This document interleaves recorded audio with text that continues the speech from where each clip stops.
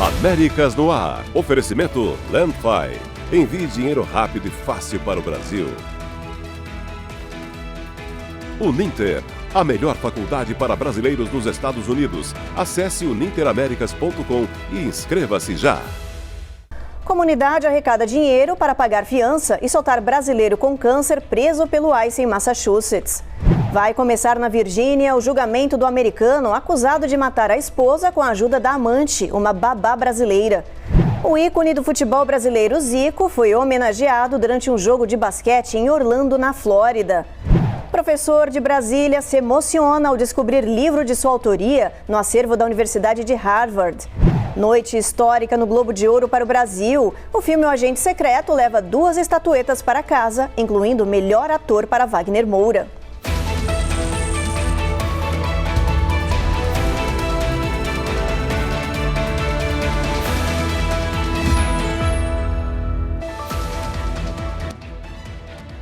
Olá, o Jornal Américas no Ar está começando.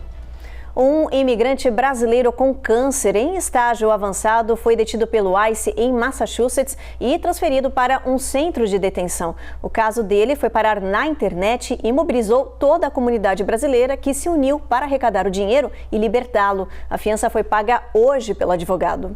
O valor da fiança foi de $50 mil.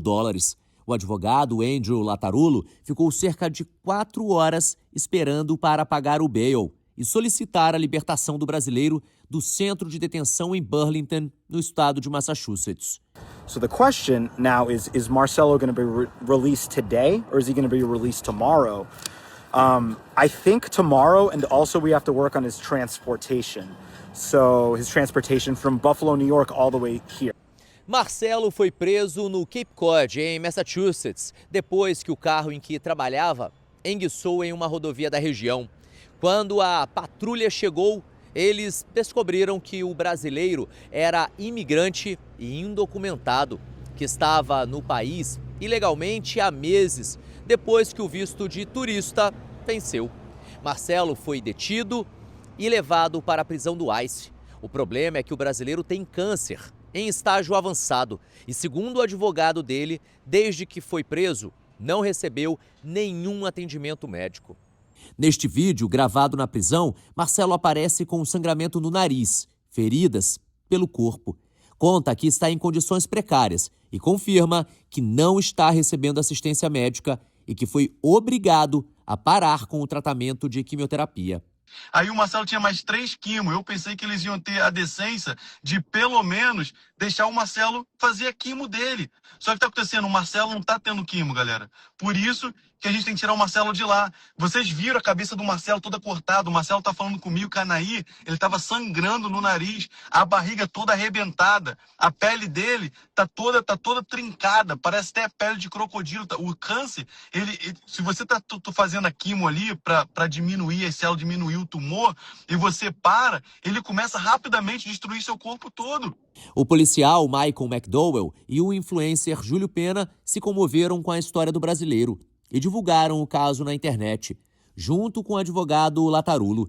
A comunidade se mobilizou e arrecadou o dinheiro necessário para soltá-lo. Muita gente falando, poxa, por que o Marcelo foi preso, o que ele estava dirigindo? Porque essa é a vida de imigrante. Você pode estar morrendo, pode estar com câncer, pode estar o que for. Você tem que trabalhar, senão você vai estar com câncer, vai ser despejado de casa, não vai ter comida, não vai ter nada. Então o Marcelo estava indo para Cape Cod para terminar um trabalho e receber pela semana toda. E estava dirigindo um carro alugado. Enguiçou ali, ficou no canto da rua, o Bora Patrol chegou, sem perdão, sem nada, levou o Marcelo.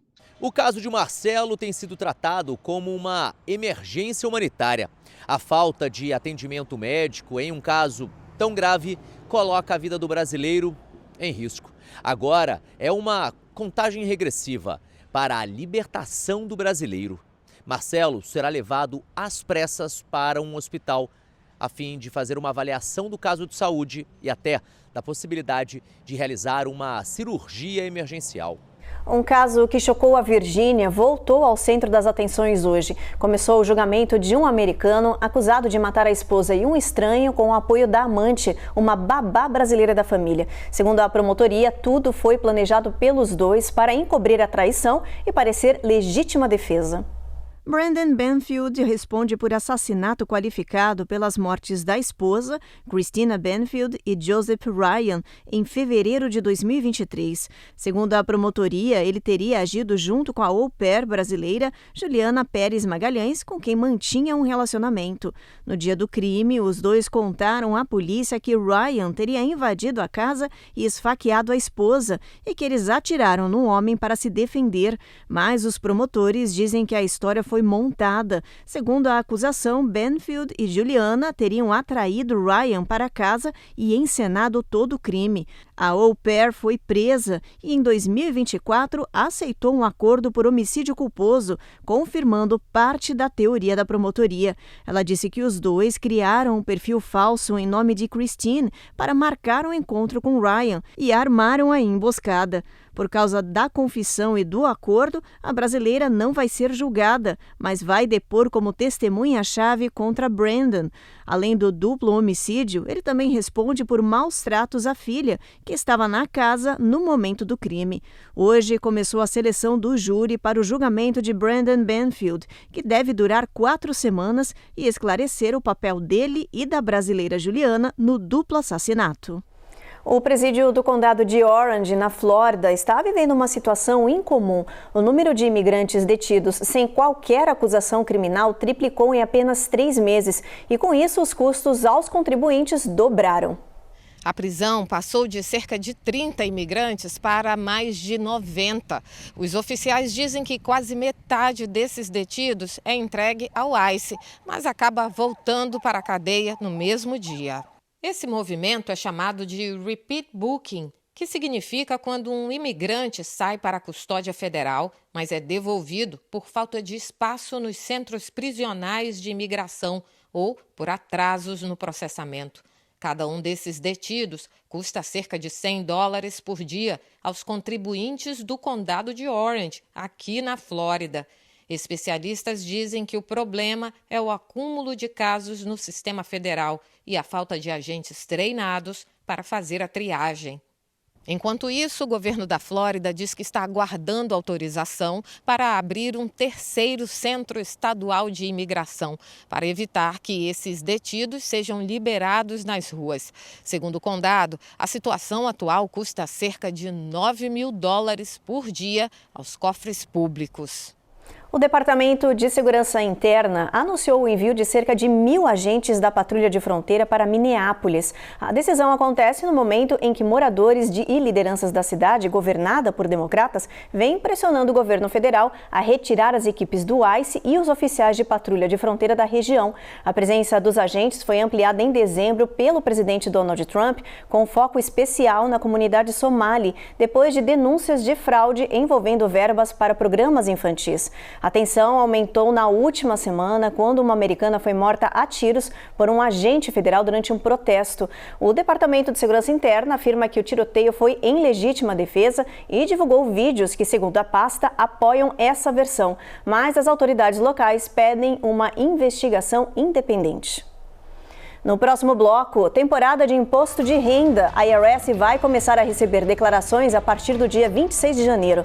E se você estava planejando reformar a cozinha ou comprar móveis novos, o governo decidiu adiar as novas tarifas que entrariam em vigor neste mês.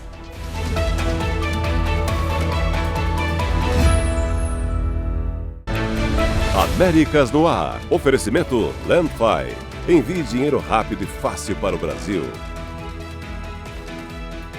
Uninter, a melhor faculdade para brasileiros nos Estados Unidos. Acesse uninteraméricas.com e inscreva-se já.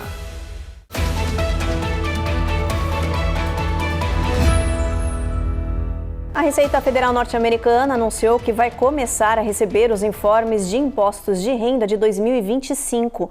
Os contribuintes já podem enviar as declarações a partir do dia 26 de janeiro. Para quem tem direito a reembolso, entregar mais cedo os tax pode significar receber o dinheiro ainda mais rápido. O IRS lembra que o prazo final para a declaração continua sendo 15 de abril. Especialistas alertam que este ano exige mais atenção. Houve mudanças importantes no Código Tributário e é bem provável que algumas delas possam impactar sua declaração. Por isso, vale revisar tudo com cuidado e entrar em contato com um contador para evitar erros. E se você estava planejando reformar a cozinha ou comprar móveis novos, uma mudança de última hora pode aliviar um pouco o orçamento. O presidente Donald Trump decidiu adiar aumentos de tarifas que entrariam em vigor agora, no começo do ano. O governo anunciou que os aumentos de tarifas sobre móveis, estofados, armários de cozinha e gabinetes foram adiados por um ano. A decisão foi tomada horas antes de as novas taxas começarem a valer.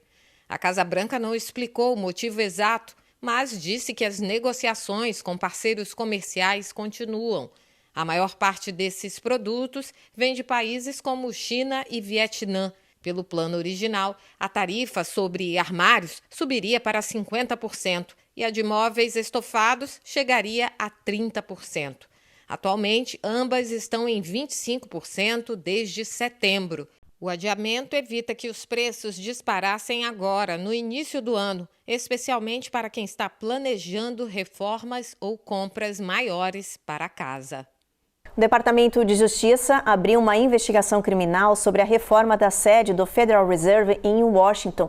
Além do projeto, os procuradores estão apurando também a conduta do presidente do Fed, o Jerome Powell. Segundo a acusação, Powell teria mentido ao Congresso quando prestou depoimento ao Comitê Bancário do Senado no ano passado sobre o custo da obra, orçada em cerca de 2,5 bilhões de dólares. O presidente do Banco Central, Jerome Powell, negou qualquer irregularidade e disse que as acusações têm relação com a pressão do governo federal para reduzir as taxas de juros. Ele chamou a medida de intimidação e afirmou que o Fed precisa ter autonomia para definir a política monetária com base em dados nas condições da economia, sem interferência política. Em Washington, D.C., o presidente Trump conversou hoje com a presidente do México sobre narcotráfico, ameaça de intervenção militar e parceria entre os dois países. O diálogo foi considerado bom. Matias Brotero tem as informações. A presidente mexicana descreveu a conversa que teve hoje com Donald Trump como boa. Claudia Sheinbaum contou que rejeitou ofertas de ações militares dos Estados Unidos, destacando que a colaboração entre os dois países deve garantir a soberania do México. A declaração acontece depois de Trump ter sugerido à imprensa americana que Washington poderia atacar alvos terrestres dos cartéis mexicanos. Hoje, a porta-voz do governo americano voltou a dizer que o combate ao narcotráfico no Mar do Caribe segue sendo uma prioridade. Pouco mais de uma semana após a operação que levou à captura de Nicolás Maduro, Caroline Leavitt elogiou a cooperação da presidente interina da Venezuela, Delcy Rodrigues, com os Estados Unidos em torno da negociação do petróleo venezuelano. E confirmou que Donald Trump vai se encontrar com Maria Corina Machado, principal opositora de Maduro. A porta-voz ainda reforçou o desejo de Donald Trump de comprar a Groenlândia para que a ilha não seja tomada pela China ou pela Rússia. A declaração acontece um dia após Trump dizer que os americanos tomariam conta do país de uma maneira ou de outra. De Washington, D.C., Matias Brotero para o Américas no Ar. No Oriente Médio, cresce a pressão internacional sobre o Irã e as ações de violência para impedir os protestos populares contra o regime dos ayatolás. Mais de 500 pessoas já morreram. A Casa Branca disse que o Irã sinalizou a favor de um diálogo depois que os Estados Unidos cogitaram uma ação militar. Os detalhes com Vitor Larregina. O ministro das Relações Exteriores do Irã, Abbas Araghchi, disse hoje que a situação no país está sob controle. Segundo o chanceler, o regime está pronto para uma guerra, mas também aberto ao diálogo. A televisão estatal transmitiu hoje atos em defesa do governo. Nas redes sociais, o Ayatollah Ali Khamenei chamou as manifestações de históricas. Há mais de 2 semanas, protestos contra o regime foram registrados em todas as províncias do país. O número de mortos chega a 544, mas a quantidade pode ser muito maior, já que o acesso à internet está bloqueado há 5 dias no país. Com necrotérios lotados, corpos foram colocados do lado de fora de um instituto forense. Imagens divulgadas hoje mostram manifestantes ateando fogo a uma mesquita em Teherã na última sexta-feira. O presidente americano Donald Trump confirmou que o regime iraniano procurou a Casa Branca para retomar as negociações do programa nuclear. O republicano não descartou, no entanto, aprovar ações militares contra o Irã. De Tel Aviv, Vitor Larregina para o Américas no Ar. A seguir, volta às aulas, rotina nova e dias mais curtos podem levar crianças a sentirem tristeza e desânimo. E o Centro de Controle e Prevenção de Doenças alerta: nova cepa da gripe continua se espalhando pelo país. Já são 15 milhões de infecções.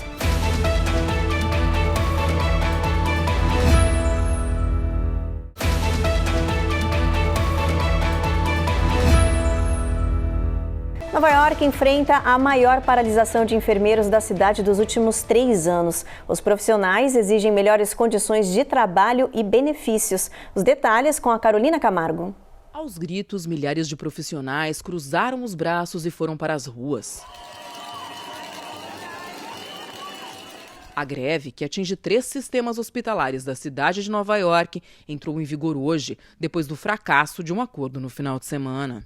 Cerca de 15 mil enfermeiros deixaram seus postos de trabalho nos centros médicos. Eles possuem uma lista de exigências que inclui melhores condições de trabalho, aumento de salário, mais contratações e reforço na segurança. Mas os hospitais estão resistindo e até agora não houve um acordo.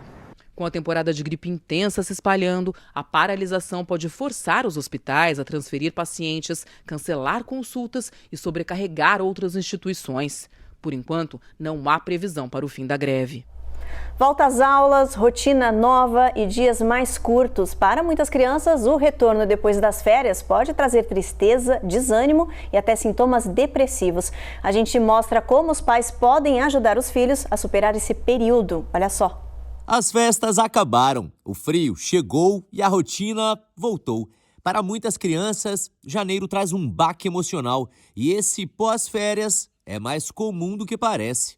The month of January can be really tough when it comes to sadness, blues, symptoms of depression. A doutora Ariana Roetti, da Fundação para a Saúde Mental Infantil, explica que voltar à estrutura da escola pode gerar estresse e afetar o humor. Por isso, ela recomenda manter a rotina estável, mas também incentivar movimento, atividades e contato social. There is this thing we call behavioral activation.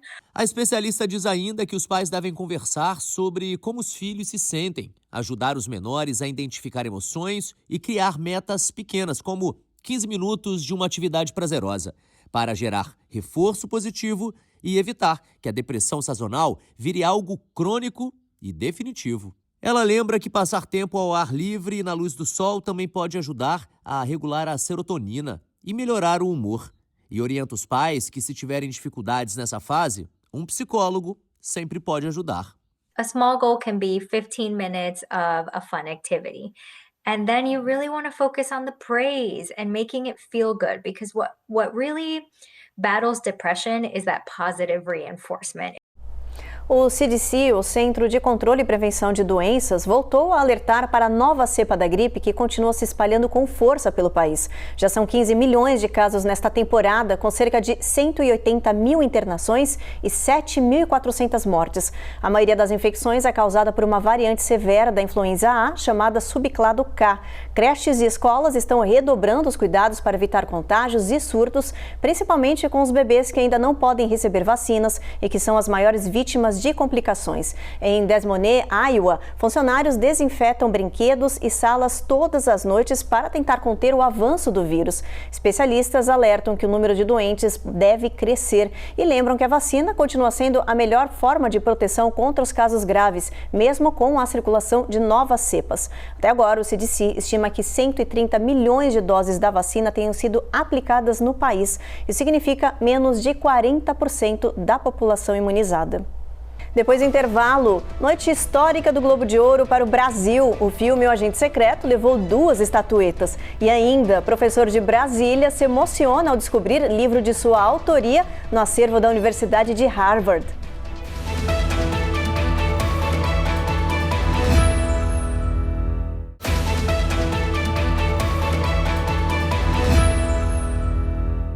Uma nova onda de frio avança pelos Estados Unidos e promete transformar o clima em várias regiões do país nos próximos dias. O meio-oeste, o nordeste e até o sudeste devem enfrentar temperaturas abaixo da média, neve e ventos fortes.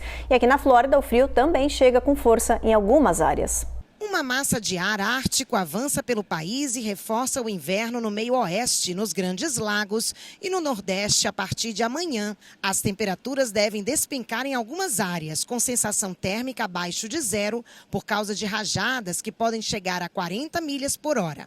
A combinação de ar polar e um sistema vindo do Canadá deve provocar entre 1 e 5 polegadas de neve no norte dos Grandes Lagos, no interior do Nordeste e nos Apalaches, com possibilidade de neve até perto do corredor I-95. No sudeste, a frente fria vai se intensificar a partir de quinta e vai empurrar chuva e ventos fortes para o Tennessee Valley e para a Geórgia, antes de seguir em direção ao Atlântico. E aqui na Flórida, o frio também será intenso. No Panhandle, as mínimas podem cair para os 20 graus Fahrenheit, com risco de hard freeze. Em Orlando e Tampa, os termômetros devem ficar nos 30 graus e no sul do estado, entre 40 e 50. Com esse cenário, muitas iguanas devem entrar em estados de hibernação e cair de árvores. Uma segunda onda de frio está prevista para atingir o país no próximo final de semana. E já que a gente está falando de clima, vamos dar uma olhadinha na nossa tabela, ver como é que vai estar amanhã em boa parte aqui do país. A gente começa por Boston, lá tem tempo encoberto, Nova York e Washington, mesmo cenário. A única região que vai ter sol é Charlotte, mínima de 30, máxima de 57 graus Fahrenheit nessa região. Atlanta também sol forte, aí mínima de 32, máxima de 54. Tampa a gente tem previsão de chuva, Miami é a mesma coisa, com sol um pouco tímido ao longo do dia. Houston, tempo encoberto, Brownsville a gente tem chuva ao longo do dia, com sol um pouco tímido. El Paso, apenas nuvens, e Albuquerque, tempo encoberto também, mínima de 25, máxima de 62. Los Angeles e Las Vegas, o sol vai brilhar forte aí o dia inteiro. Em Las Vegas, mínima de 40, máxima de 75. Em Salt Lake City, a gente tem apenas vento aí ao longo do dia inteiro, mínima de 27, máxima de 48. E olha, o ícone do futebol brasileiro, Zico, foi homenageado durante um jogo de basquete em Orlando, na Flórida. O vídeo viralizou na internet.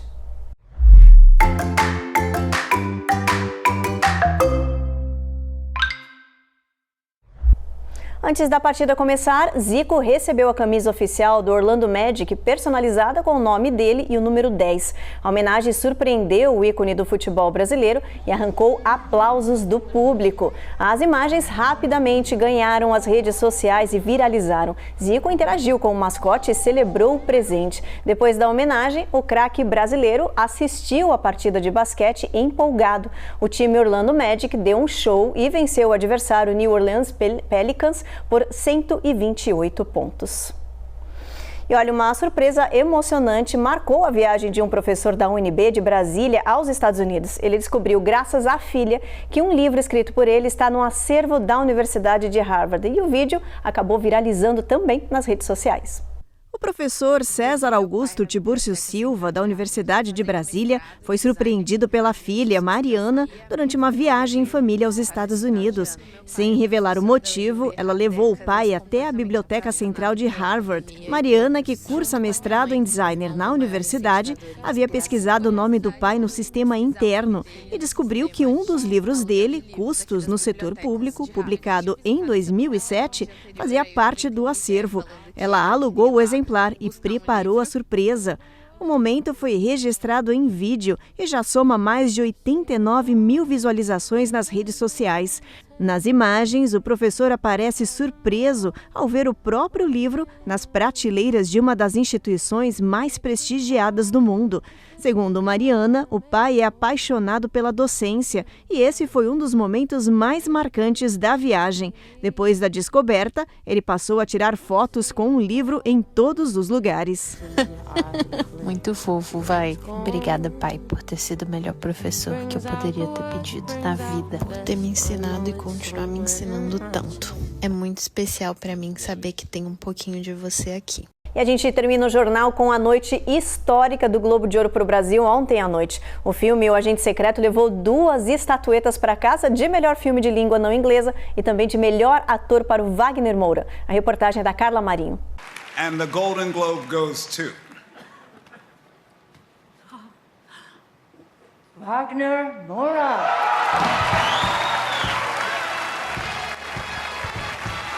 Foi uma festa dentro do auditório. A plateia aplaudiu de pé o anúncio de que Wagner Moura ganhou o Globo de Ouro de melhor ator pelo longa O Agente Secreto.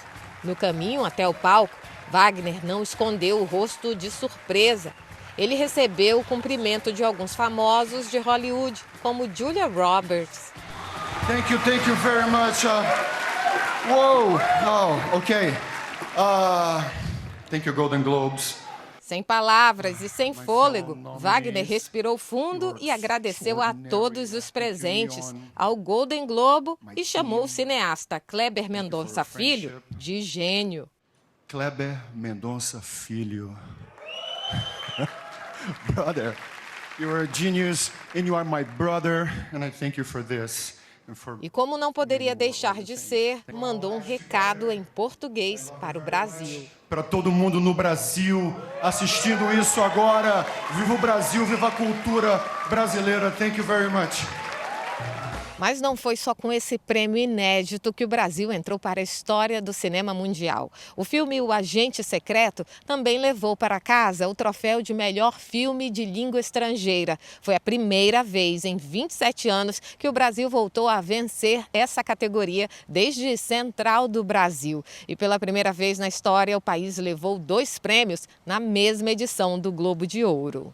O longa O Agente Secreto se passa nos anos de 1970, durante a ditadura militar. Wagner interpreta um professor universitário que retorna ao Recife para reencontrar o filho e se vê envolvido numa trama de espionagem. O Globo de Ouro é tradicionalmente considerado uma prévia do Oscar. A repercussão pode impulsionar o Agente Secreto nessa premiação que vai acontecer em março.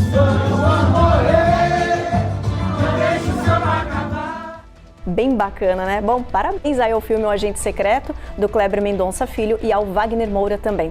Jornal Américas no Ar termina agora. A gente agradece a sua companhia e te espera na próxima edição. Até lá!